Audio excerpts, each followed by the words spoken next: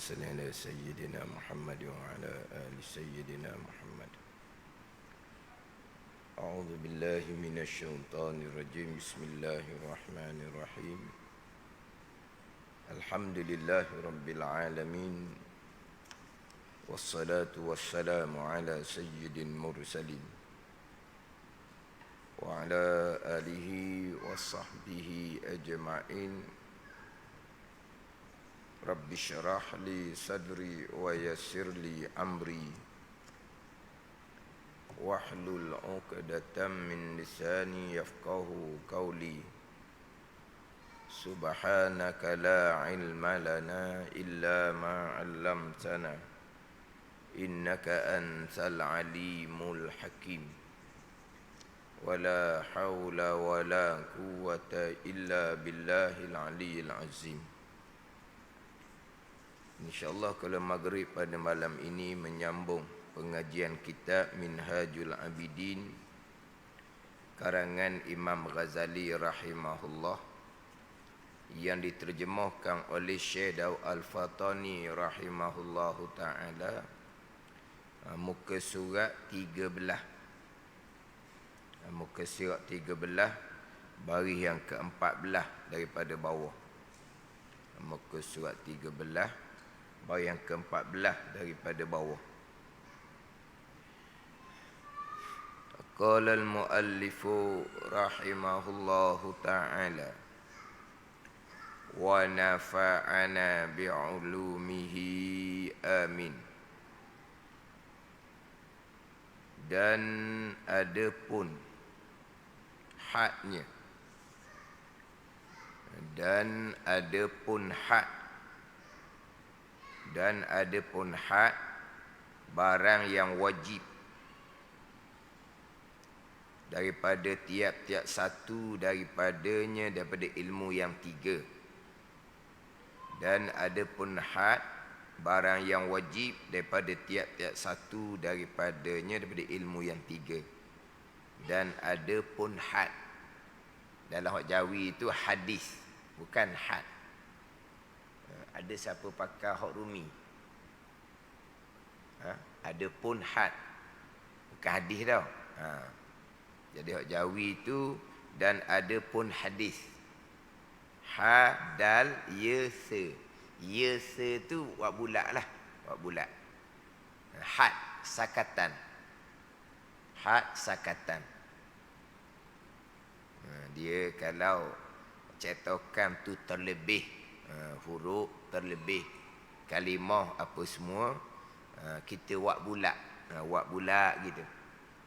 Jadi ha dal ya se, ya dengan se tu wak bulat, nak had. Dan adapun had makna sakatan, barang yang wajib, makna ilmu yang wajib daripada tiap-tiap satu daripadanya daripada tiga ilmu. Had sakatan yang wajib daripada ilmu tauhid, had sakatan yang wajib daripada ilmu sir, ilmu batin, ilmu tasawuf, had sakatan yang wajib daripada ilmu syariah, yakni ilmu berkaitan dengan ibadah zahir, fiqh. Maka yang difardukan bagi hamba daripada ilmu tauhid, qadar, had qadar, had qadar samalah sakatan. Maka yang fardu bagi hamba daripada ilmu tauhid, qadar barang yang mengetahui dengan dia, dengan ilmu tauhid akan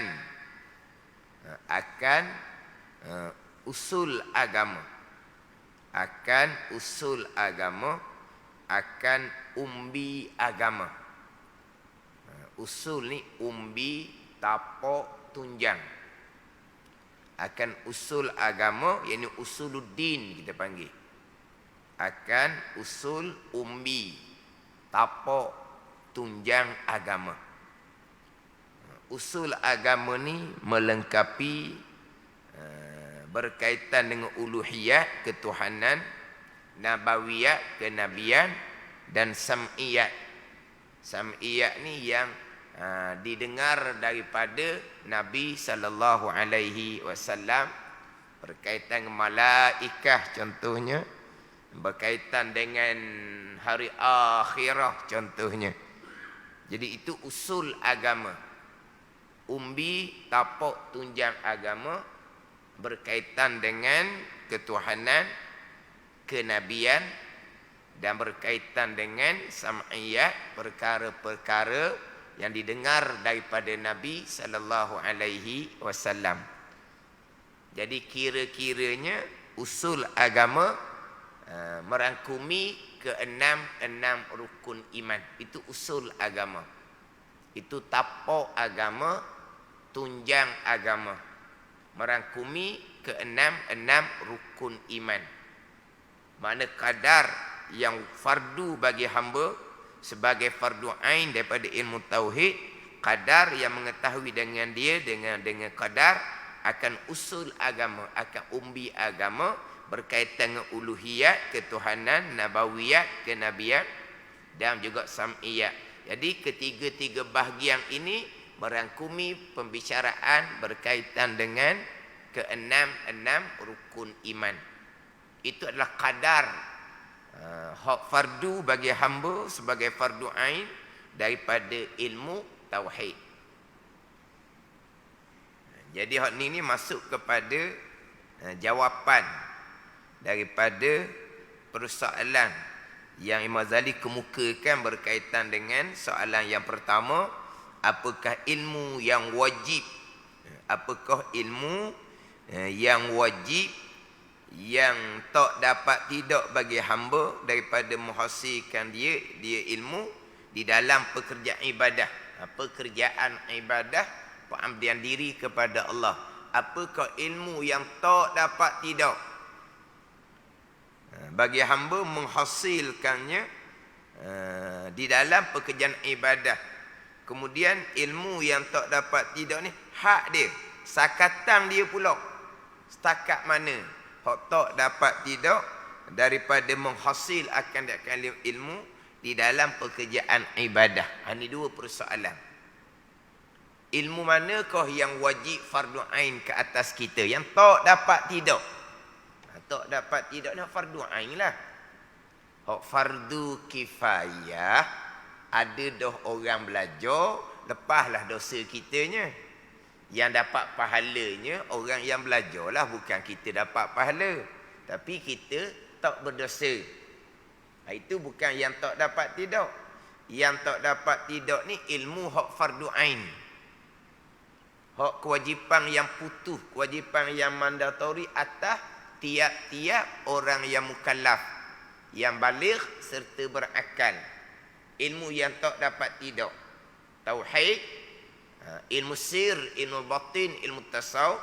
Kemudian ilmu berkaitan ibadah zahir, iaitu ilmu fiqh. Itu jawapan yang terdahulu.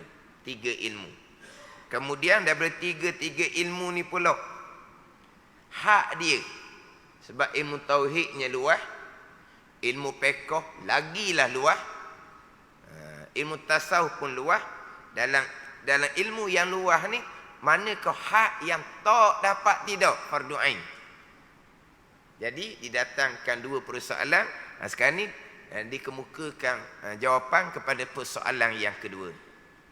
Jawapan pada soalan pertama itu mudah je lah. Umum kita pun mengetahui ilmu tauhid, ilmu tasawuf, ilmu fiqh. Ini mengikut susunan jawapan Imam Ghazali rahimahullah. Ilmu tauhid, ilmu tasawuf, ilmu fiqh. Tetapi terdahulunya bicara berkaitan dengan permulaan kitab Minhaj, selepas dia bertimbul keinsafan, apakah yang wajib kita pelajari. Imam Ghazali mulai dengan ilmu mengenal Allah, kemudian pergi pada ilmu berkaitan dengan syariat zahir fiqh, kemudian pergi pada ilmu berkaitan dengan syariat batin tasawuf. Begitu juga ketika membicarakan berkaitan dengan ilmu di muka sebelah pun, Imam Ghazali memulai dengan ilmu tauhid, disusuli ilmu syariat zahir fiqh, kemudian disusuli dengan ilmu syariat batin tasawuf.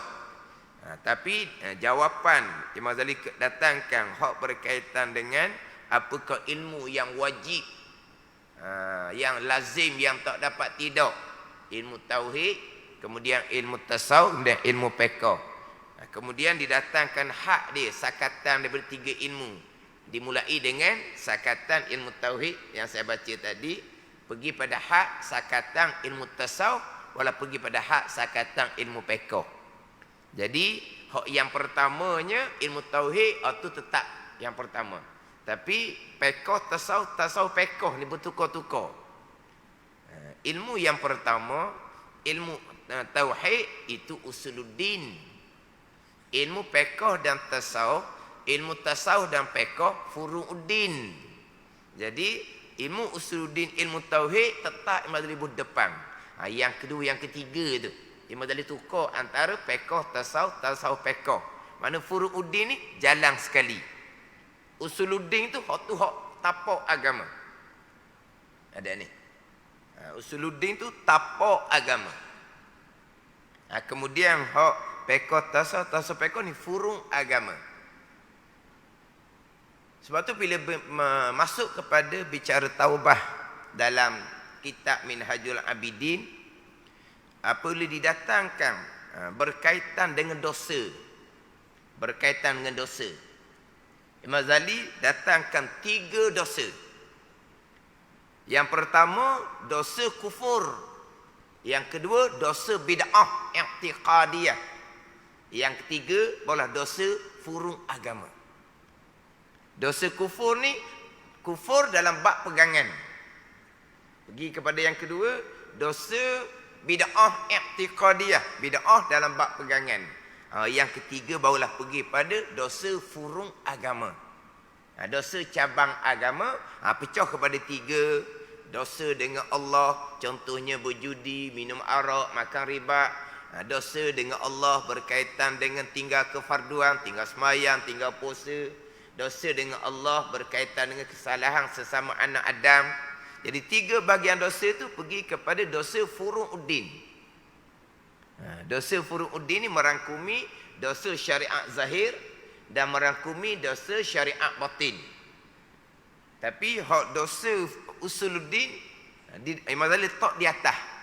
Dosa usuluddin yang pertama adalah dosa kufur. Kufur pegangan. Orang memang orang Islam, sebab Islam ni warisi daripada ibu bapa. Iman akidah tauhidnya macam mana?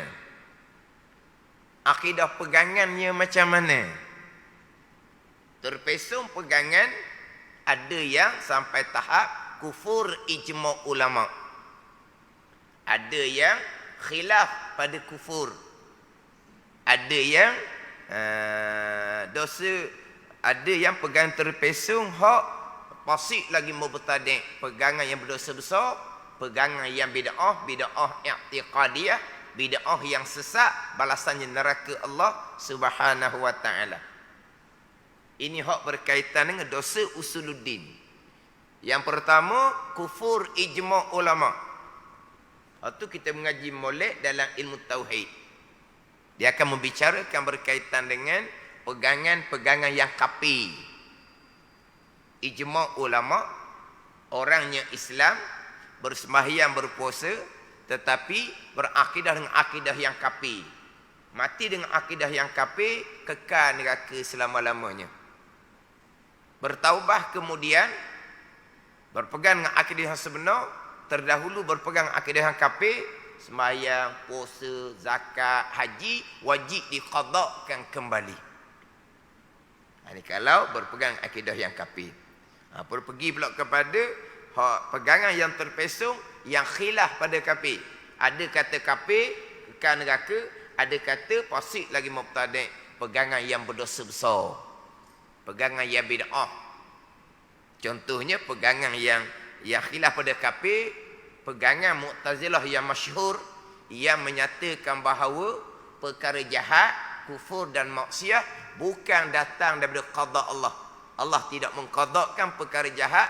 Allah tidak menghendaki, tidak menentukan, tidak menetapkan, tidak memutuskan. Allah hanya mengetahui seseorang hamba akan memilih dan melakukan perkara jahat, perkara kufur dan perkara maksiat. Allah tidak mengqadakkan. Ini pegangan yang terpesong, yang khilaf pada kafir.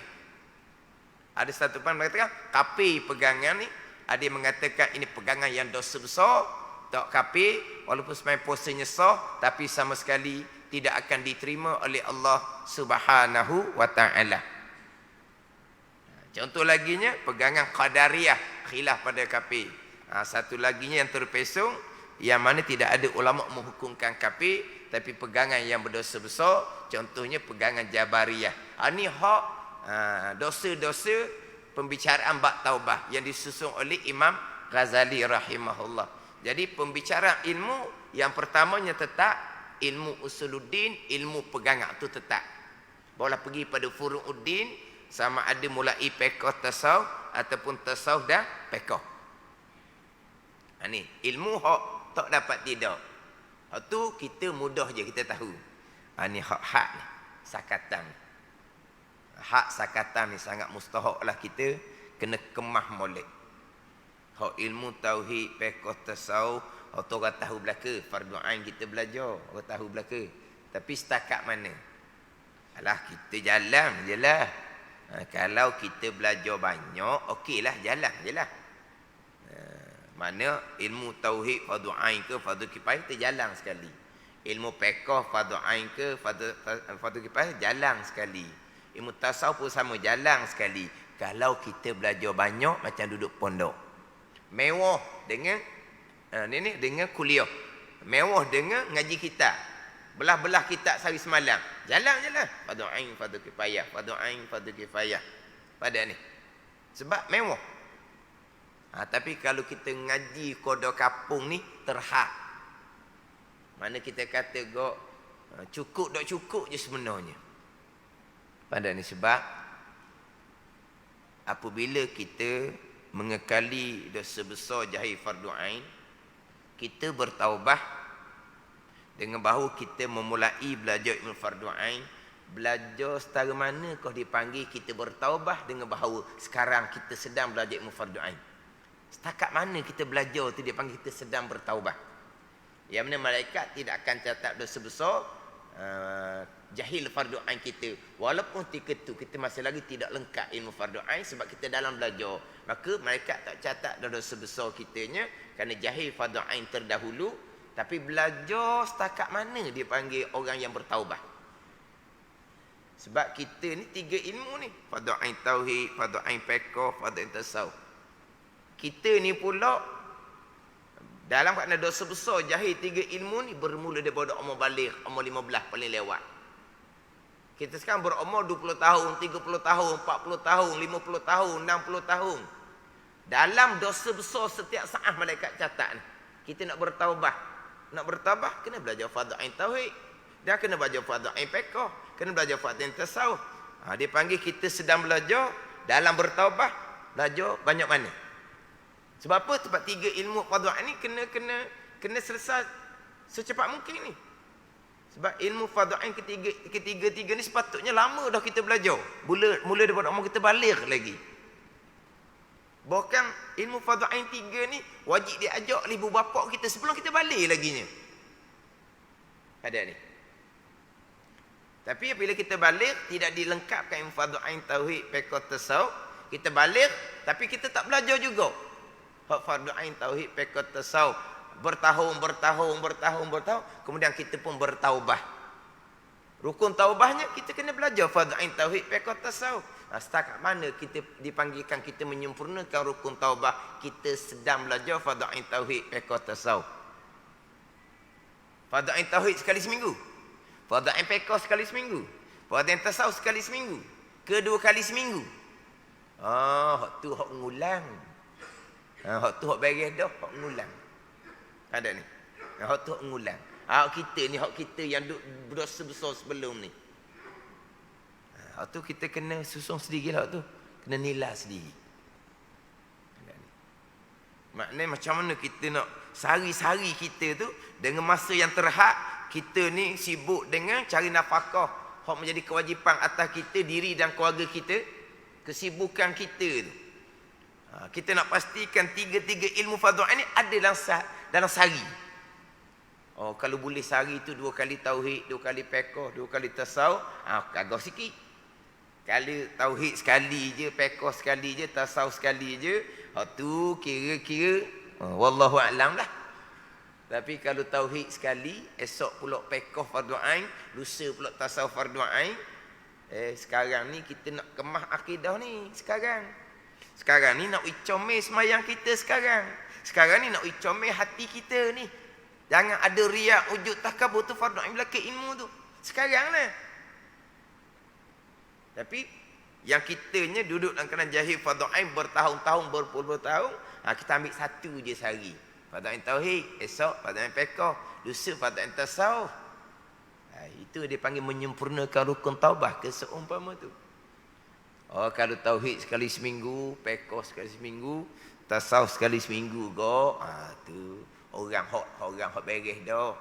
Dia hanya mengulangi, kemudian nak duduk dalam majlis ilmu. Boleh lah gitu. Ada ni. Ni kita cerita hok betul-betul ikut jalanan kitab Minhaj ni. Kalau kata program ilmunya meriah, kuliah maghribnya 30 malam, malam Jumaat pun ada kuliah. Kan biasa malam Jumaat baca Yasin, baca suratul Kahfi kan. Dah malam Jumaat pun ada kuliah. Nak adakan kuliah malam Jumaat tu kadang-kadang benda berselisih pandangan jugalah. Dah turun-temurun malam Jumaat baca Yasin, kemudian baca Yasin dan baca suratul Kahfi, kemudian nak tukar pada kuliah agama tu ada sedikitlah pertelingkahan.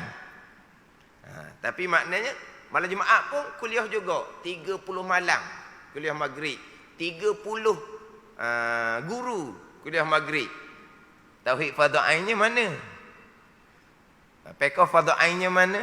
Tasawuf fardu ainnya mana? Tak boleh nak jawab. Tu kita tak bicara tu. Tu tak bicara tu. Tu tak ada hala 7 lasung tu. Tak ada hala 7 lasung. Siapa satu peringkat ada ustaz fardu ain tauhid. Ada. Sekali sebulan. Sekali sebulan. Sekali sebulan. Bayangkan. Tengok dalam dia punya jadual pengajian tu, ya sungguh. Lepas tu fiqh fardu ain pula. Duk cari. Berapa kali yang sebulan? Dia kira sebulan, kita kira seminggu, kita kira sehari-sehari. Dia kira sebulan berapa kali? Duk cari ni. Tasawuf fardu ain berapa kali? Sebulan. Dia kira sebulan, kita kira seminggu. Dan kita bukan kira seminggu, kita boleh kira sehari-sehari. Ada ni.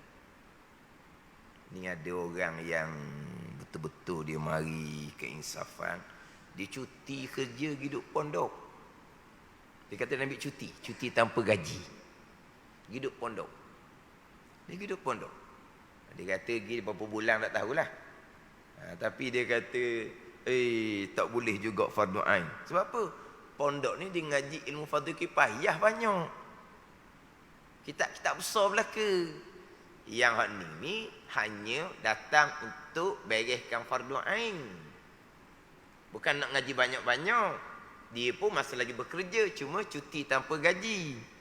Tak boleh juga tu fardu ain. Sebab apa? Sebab fardu kifayah banyak. Ada ni. Maknanya kalau kita duduk kapung pun, kalau kita pandai susun molek mengikut sebagaimana dan kitab Minhaj ni boleh je. Tak pergi pondok pun. Hak pondok ni pun ada pondok-pondok yang buat rakaman, buat live. Boleh ambil je. Hak pondok tu boleh ambil je. Mana sehari-sehari hak fardu ain tauhid rakaman 2, fiqh fardu ain 2, tasawuf fardu ain 2, okey dah tu. Dia kata okey dah tu. Ini atas susunan sendirilah. Ni hak nanti akan bicara bab hak dia tu. Ada ni. Mana kalau kita bicara 3 ilmu tauhid, fiqh, tasawuf atas nama mingguan pun kalau hak bulanan, sekali sebulan, 2 kali sebulan, hak tu mainan apa gitu. Jangan masjid besar-besar, kan masjid kecil-kecil. Tapi gitu bawakan dianya. Mana apa? Tak ada hala tuju. Tak tahu hak kewajipan hak mana. Tu berat ah. Jadi kita bukan nak kira dalam mingguan, kita nak kira dalam harian. Maknanya kalau kuliah maghrib, kuliah subuh, kuliah duha, jangan ada setengah-setengah masjid kuliah zuhur, kuliah asar. Ada setengah-setengah masjid kuliah lepas isyak. Bukan lepas isyak, 9:30 baru mula. Lepas isyak ni mungkin pukul 9, gitulah. Tengok kepada waktu isyak lah. Tak, bukan lepas isyak, 9:30. Siapa pukul 11, sejam setengah, 2 kitab dia baca. Jadi hak maghrib 1 kitab, 9:30 2 kitab. Hak subuh ada kuliah, duha ada kuliah 2 kitab. Kena susun gitu lah. Kalau kita ni hak baru-baru nak bertaubah. Kalau kita hak lama-lama dah, boleh tu sikit tenang sedikit. Ni atas masing-masing lah. Kena nilai di masing-masing. Nak nilai ni ambil kitab Minhajul Abidin nilai mulai. Hak fadha'in tauhid, hak fadha'annya tauhid, fiqh tasawuf, okeylah. Hak dia. Kita nak fokus pada hak dia sebab tadilah kita kan duduk pondok mewah. Kita duduk kampung ni maknanya kodo-kodo. Macam kehidupan lah. Orang tu kehidupan dia mewah, pendapatan dia tinggi, duit dia boleh belanja lah. Hak keperluan asasi, hak untuk kesukaan, boleh lah. Nak pakai kereta, hak dia suka, hak macam mana, pakai dia suka, boleh pilih. Sebab apa? Dia mewah. Ada ni. Kalaulah dia pendapatan terhad, macam kita ni, belajar masih terhad. Jadi kalau pendapatan kita terhad, kita kena ikut kepada keperluan kehidupan, bukan kemahuan kesukaan. Boleh faham bandingan tu? Kalau kita hidup mewah, pendapatan kita tinggi, keperluan bagai. Ada kemahuan, ada kesukaan. Tapi bukan hak membazir ni. Tapi ada kemahuan, kesukaan. Kalau nak kenderaan hak sedap-sedap. Gitu. Tak ada salahnya. Siapa ni? Orang yang pendapatan dia tinggi, mewah. Tapi kalau pendapatannya terhad, janji ada kenderaan, tak kena hujan, tak kena panas. Tu je. Tak kena hujan, tak kena panas. Keperluan. Bukan kemahuan, kesukaan, bukan. Saya suka kereta tu. Suka apa? Sebab apa? Sebab pendapatan terhad. Maka kepada keperluan. Makna segala-gala memenuhkan keperluan. Kemahuan, kesukaan, hak tu tak sempat lah hak tunya. Ada ni. Tapi kalau kita pendapatan terhad, tiba-tiba kita tak pentingkan keperluan, kita dah utamakan kemahuan, kesukaan nafsu kita bermewah-mewah, akhirnya keperluan makan minum, anak bini pun tak cukup. Ada ni. Sebab apa? Sebab dia terhad pendapatan, tapi dia bermewah. Tapi kalau dia pendapatan tinggi, okey, samalah. Kalau kita duduk pondok mewah dengan pengajian, belajar mana-mana pun ikut sukalah, ikut kemahuan. Tapi dah kalau kita duduk kampung ni terhad. Hak terhad ni manakah keperluan kita? Ni, keperluan hak tak dapat tidak di dalam pekerjaan ibadah. Mana keperluan hak tak dapat tidak? Tauhid, fiqh, tasawuf. Tauhid fardhu ain hak mana? Fiqh fardhu ain hak mana? Tasawuf fardhu ain hak mana? Ni hak keperluan. Hak tak dapat tidak ni dalam pekerjaan ibadah. Ada ni. Tapi kalau masa terhad, dia ikut suka, ikut kemahuan, ikut suka. Sungguh kadang-kadang setengah-setengah tempat tu Peko. Suka sedap ngaji. Baguslah suka sedap ngaji bab peko ni ilmu syariah. Ilmu tauhidnya di mana? Tak ada dia kata. Ilmu tasawuf fardhunya di mana? Tak ada dia kata. Ni. Apa? Tak cukup keperluan. Tak cukup lah. Sebab apa? Sebab dia ikut kemahuan, ikut kesukaan, bukan ikut keperluan. Tengok bandingan. Jadi tauhid fiqh tasawuf itu jelas dah. Ni hak sakatan. Kemudian kenapa kau ilmu fardu ainnya tauhid, tasawuf dan fiqh ataupun tauhid, fiqh dan tasawuf? Kenapa tidak ilmu fardu ainnya tafsir dan hadis Nabi sallallahu alaihi wasallam?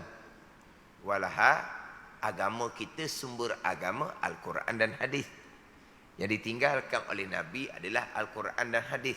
Taraktu fikum amrain lan tadillu ba'di ma in tamassaktum bihima kitab Allah wa sunnat Nabi.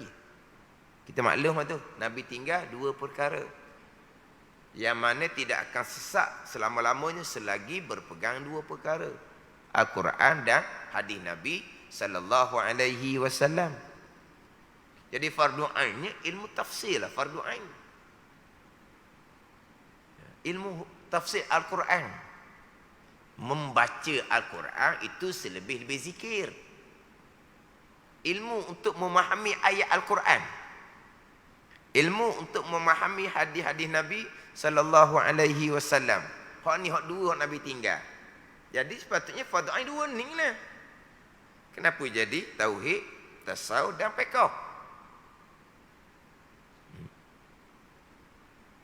Dan memang ada dalam kitab-kitab disebut kata ilmu fardu ain, ilmu tafsir dan ilmu hadis. Macam mana? Ada kitab menyatakan ilmu fardu ain ilmu tafsir dan ilmu hadis. Dalam kitab Minhaj ni pula ilmu tauhid, tasawuf dan fiqh. Macam mana kita nak bagi nak selaraskan, nak apa, compare ke apa, nak selaraskan tauhid, tasawuf, fiqh, tafsir dan hadis. Dan apabila disebut ilmu syariah, 5 ilmu: tafsir, hadis, tauhid, fiqh, tasawuf. Kelima-lima ilmu ni, kalau ada orang yang menghina, ambil kitab tafsir, ambil kitab hadis, ambil kitab tauhid contohnya, dia pun pergi buang di tempat najis, tempat kotor contoh, untuk menghina. Ini perbuatan yang menyebabkan batal Islam, murtad orang ni, wal-iyazabillah. Ada ni. Kitab tafsir ke, kitab hadis ke, kitab tauhid ke, kitab tasawuf ke, kitab fiqh ke, kitab syariah, kitab agama. Kalau menghina seumpama itu perbuatan yang menyebabkan jatuh kufur, jatuh murtad, wal-iyazabillah. Jadi ilmu syariat 5 tu. Tapi dalam kitab kita tidak menyebut ilmu tafsir, ilmu hadis. Ada kitab pula menyebut ilmu tafsir, ilmu hadis lah fardu ain. Tak sebut tauhid, tasawuf dan fiqh. Ni semua ni kita kena faham lah. Kena faham. Dia kenapa kau ilmu tauhid, tasawuf, fiqh dipanggil ilmu agama, ilmu syariat, ilmu agama? Kenapa orang yang menghina kitab tauhid atau tasawuf, fiqh akan menyebabkan jatuh kufur, jatuh murtad, wal-iyazabillah? Kenapa? Kenapa ilmu tauhid, tasawuf, fiqh dipanggil ilmu agama, ilmu syariah? Walaha agamanya Al-Quran dan hadis Nabi sallallahu alaihi wasallam. Kerana ilmu tauhid, ilmu tasawuf, ilmu fiqh itulah ilmu Al-Quran, ilmu hadis Nabi sallallahu alaihi wasallam. Sebab itulah ilmu tauhid, ilmu tasawuf, ilmu fiqh dipanggil ilmu agama, sumber agama Quran dan hadis. Jadi tauhid, tasawuf, fiqh inilah Quran dan hadis. Ada ni. Bila kita bicara berkaitan dengan sifat Allah Subhanahu wa taala, Quran hadis yang nyatakan. Kita bicara sifat Rasul, Quran hadis yang nyatakan. Dan kita tauhid bicara bab malaikat, Quran hadis yang nyatakan. Dan kita tauhid bicara bab barzah, bab tiup sangkakala yang pertama, sangkakala yang kedua, dibangkitkan kembali, Quran hadis yang ceritakan. Hal ni yang terkandung dalam kitab tauhid. Kitab tasawuf cerita berkaitan dengan taubah, khauf, zuhud, tawakkul, ikhlas, redha, dan kitab tasawuf. Itulah dia sumbernya Quran dan hadis Nabi sallallahu alaihi wasallam. Dan kitab fiqh cerita bab taharah, cerita bab sembahyang, cerita bab puasa, cerita bab zakat, cerita bab haji. Sumbernya di mana? Quran dan hadis Nabi sallallahu alaihi wasallam. Berarti ilmu tauhid, ilmu tasawuf, ilmu fiqh adalah ilmu Al-Quran dan ilmu hadis Nabi sallallahu alaihi wasallam yang ulama apa ni? Ulama apa panggil? Ni apa panggil? Kalau kita panggil masuk dah panggil. Daripada bahan utamanya Quran dan hadis, ulama ususung. Daripada Quran dan hadis, bab pegangan, bubuh satu ilmu. Bab syariat batin, bubuh satu ilmu, ilmu tasawuf. Syariat zahir fiqh, bubuh satu ilmu, ilmu fiqh untuk memudahkan. Jadi ulama pecah tiga ilmu ni pula, ambil sempurna daripada komponen agama, rukun agama. Agama kita Quran dan hadis. Mana dia komponen rukun bahagian agama? Islam, iman, ihsan. Tiga tu. Jadi ulama pun ambil daripada agama Quran dan hadis, ulama pun pecah kepada tauhid, tasawuf dan fiqh. Tapi dalam kitab tauhid, tasawuf, fiqh tu terkadang tak ada ayat Quran. Kitab kecil tak ada lah. Kalau kita pergi kitab yang pertengahan, kita pergi kitab yang lebih besar, penuh dengan Al-Quran dan hadis Nabi sallallahu alaihi wasallam. Ada ni. Sebab kadang-kadang tidak memahami seumpama ni, apabila nak buat satu-satu kuliah, tempat kami tafsir dengan hadis. Cukup. Tafsir dengan hadis cukup. Tauhid, fiqh, tasawuf ada. Tafsir dengan hadis cukup. Ada ni. Contoh seumpama tu. Saya pernah kena seumpama tu. Tak apalah kata. Jadi saya pun pergi saya hanya dijemput sebagai tazkirah umum sahaja. Tapi memang dinyatakan bahawa tempat kami nak tafsir hadis. Tambuh kita tak jawi, kita tak turah lama ni memang tambuh kita turah lama, kita Faridah ke, kitab Musalli ke, kitab Wisyah ke, kitab Manawar Hati ke, kitab Minhaj ke, tambah-tambah nak tafsir dengan hadis. Tak apa. Jadi bila pergi buat tazkirah, bicara bab pegangan. Bicara bab pegangan. Dah tepat tu tafsir hadis.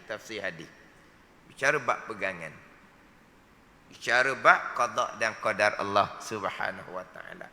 Qada dan qadar ni sumbernya Al-Quran dan hadis Nabi sallallahu alaihi wasallam. Dan selama ni dipenuhkan dengan kuliah tafsir dan hadis, macam mana bab qada qadar terlopong. Lepas tu macam mana tafsir hadis?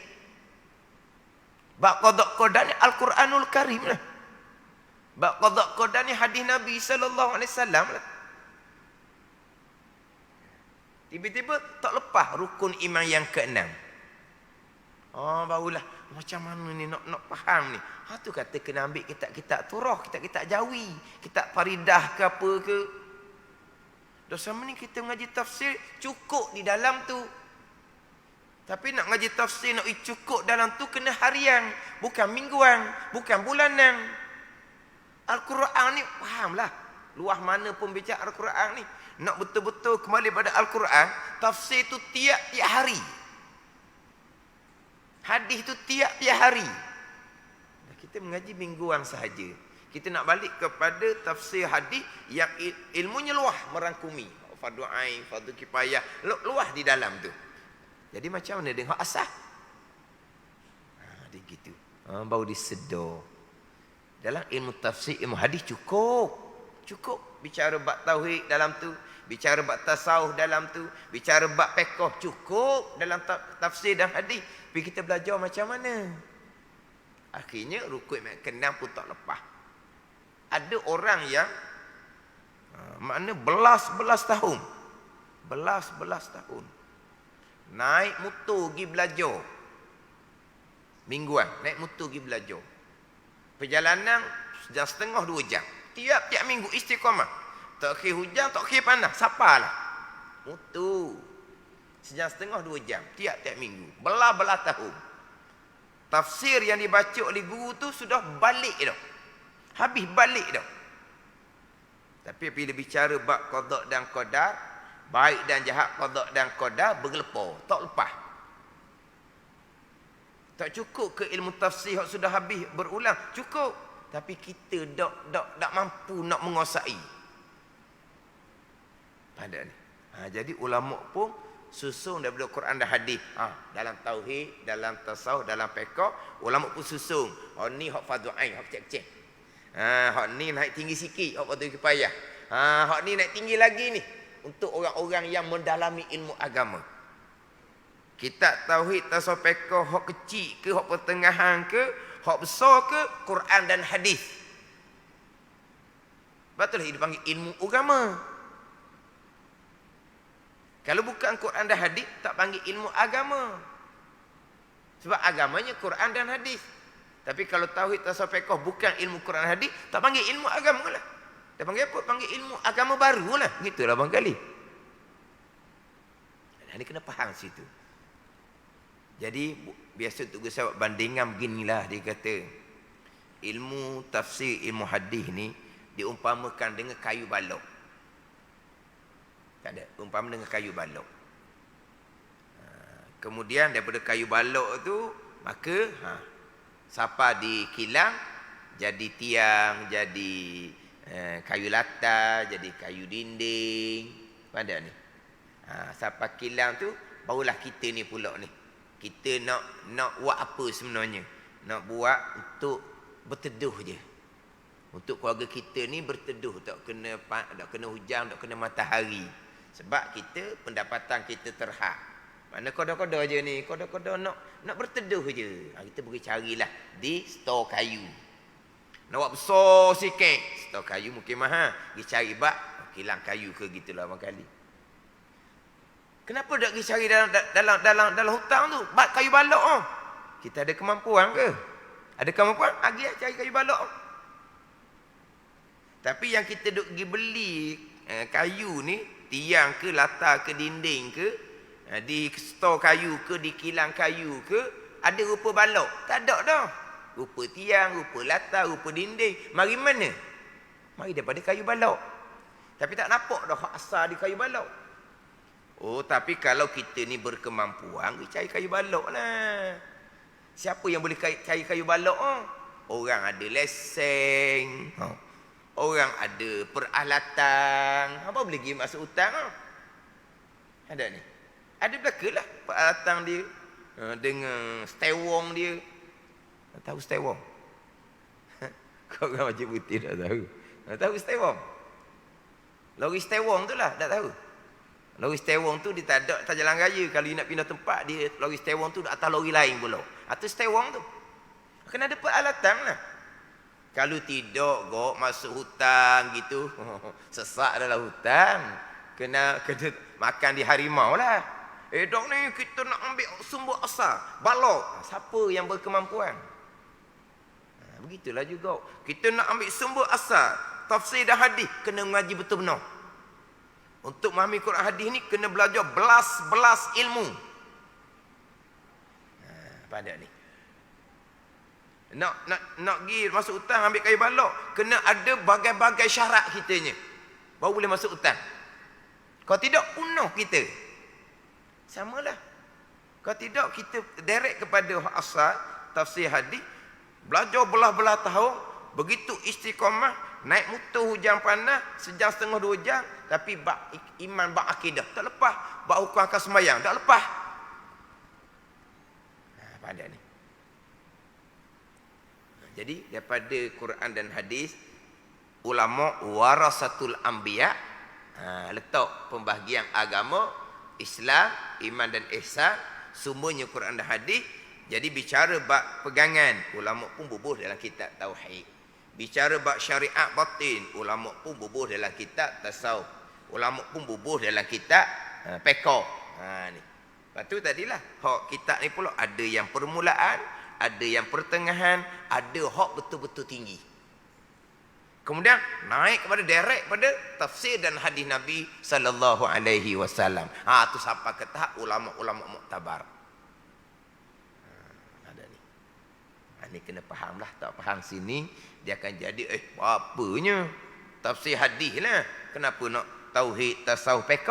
Tauhid, tasawuf, fiqh itulah Quran dan hadis Nabi sallallahu alaihi wasallam. Yang ulama susun untuk memudahkan kita. Ulama susun untuk memudahkan kita. Bukan untuk kita memilih-milih. Bukan untuk kita memilih-milih. Nak tauhid saja ke, nak tasawuf saja ke, nak pekoh saja ke. Tak boleh memilih-milih agama ni. Islam, iman dan ihsan tidak boleh memilih-milih.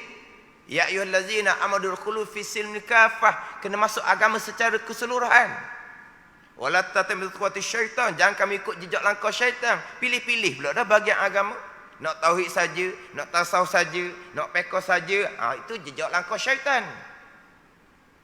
Mana kita kena melengkapkan agama kita, Islam, iman dan ihsan dengan fardhu-ain tauhid, fardhu-ain tasawuf, fardhu-ain pekoh sekurang-kurang permulaan. Jadi ulama pecah tiga tu untuk memudahkan kita belajar, bukan untuk kita memilih-milih. Ikut kesukaan kita tak boleh, ikut hukum. Untuk melengkapkan rukun komponen agama, Islam, iman dan ihsan, tauhid, tasawuf, pekoh, sumbernya adalah Al-Quran dan hadis Nabi sallallahu alaihi wasallam. Ini berkaitan dengan hak ilmu yang wajib tak dapat tidak, ilmu tauhid, tasawuf, pekoh, kemudian hak sakatan bagi tiap-tiap satu daripada tiga ilmu tu, tauhid, tasawuf, pekoh. InsyaAllah saya akan baca semula hak berkaitan dengan hak, berkaitan dengan sakatan. Dan ada pun hak barang yang wajib daripada tiap-tiap satu daripadanya, daripada tiga ilmu, maka yang difardukan bagi hamba daripada ilmu tauhid, kadar barang yang mengetahui dengan dia, dengan barang, akan usul agama, akan umbi, tapak dan tunjang agama. Wallahu a'lam. Bismillahirrahmanirrahim. Alhamdulillahirabbil alamin. Wassalatu wassalamu ala sayyidil mursalin wa ala alihi wa sahbihi ajma'in. Allahumma ftah alaina futuhal arifin. Allahumma allimna ilma akdamin wa fahimna famas sabiqin warzuqna ruqat talibin. Allahumma zidna ilman wa alhiqna bis salihin. Wa sallallahu ala sayyidina Muhammadin wa ala alihi wa sahbihi wa sallam. Walhamdulillahi rabbil alamin.